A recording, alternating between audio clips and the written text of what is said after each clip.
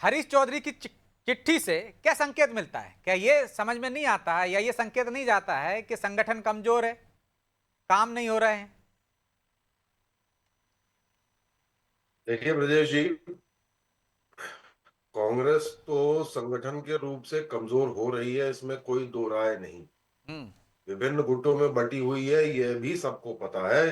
अंदरूनी तौर पे संभवतः अंबिका जी भी इस बात पे सहमत होंगे, सामने भले न बोले, परंतु हरीश चौधरी जी की चिट्ठी एक बहुत बड़ा संकेत है ब्रजेश जी, जिसे समझने की आवश्यकता।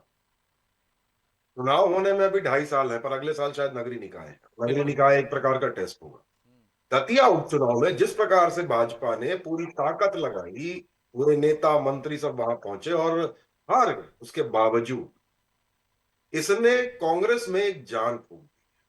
इसके अलावा राष्ट्रीय स्तर पर भारतीय जनता पार्टी पर कई मुद्दों को लेकर लोगों के बीच नाराजगी है।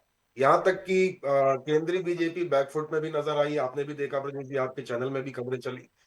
इस मौके को भुनाने की कोशिश लग रही है मुझे हरीश चौधरी जी के द्वारा लिखे गए पत्र की।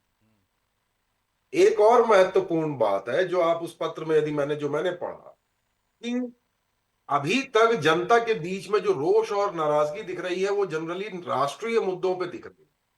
तो हरीश जी ने, मुझे ऐसा लगता है, बहुत बारीक नस पकड़ी है कि इस तरह के छोटे छोटे मुद्दे आपके शहरों में भी हैं, उनको उठाए। जैसे भोपाल में सीलिंग की कार्रवाई, जिससे व्यापारी परेशान है, रहवासी खुश है।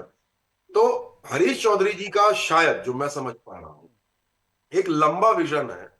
क्योंकि जब विधानसभा चुनाव या नगरीय चुनाव आएंगे तो कांग्रेस पार्टी की तरफ वोट नहीं जाते, जाते हैं कैंडिडेट के व्यक्तिगत प्रोफाइल में। वहीं बीजेपी में और पार्टी की स्थानीय तरफ वोट मुद्दे भी जाते हैं। हावी रहते हैं तो नगरीय यदि निकाय वहां पे जो चुनाव में। कैंडिडेट खड़ा होगा इन मुद्दों को, या जो भी पार्टी है, यदि प्रॉपर वे में, जी, लेकिन उठाएगा कौन? यदि प्रॉपर वे आपने में प्रकोष्ठ अपने भंग कर दिए इनको हैं, विभाग कैच कर अपने लिया भंग और कर आगे दिए बढ़ हैं। गए।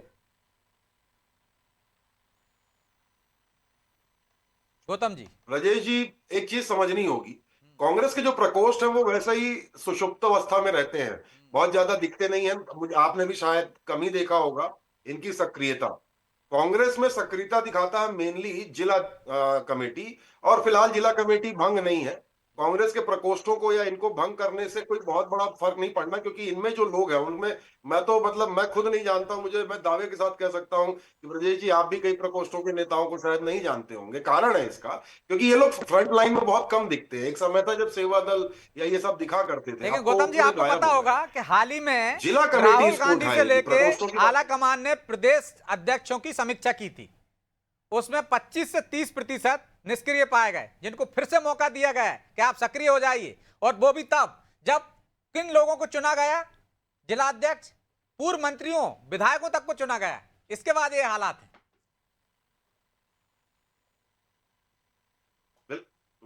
बिल्कुल ब्रजेश जी, थोड़ा सा हास्यास्पद भी लगता है कि कांग्रेस, जिसने इतने सालों राज किया, एक से एक का अनुभवी नेता वहां मौजूद है, उसके बावजूद भी यहाँ पे ये जो स्थिति आपने बताई दिखती है, कभी कभी हास्यास्पद लगता है। परंतु इसके पीछे, मैंने बोला ना, कांग्रेस तो जानी जाती है गुटों के कारण, और ये हर गुट अपने गुट के नेताओं को ताकतवर बनाने में लगा रहता है, और बस ये यही खींचतान है जो इसका फायदा भाजपा को मध्य प्रदेश में स्पष्ट मिलता है।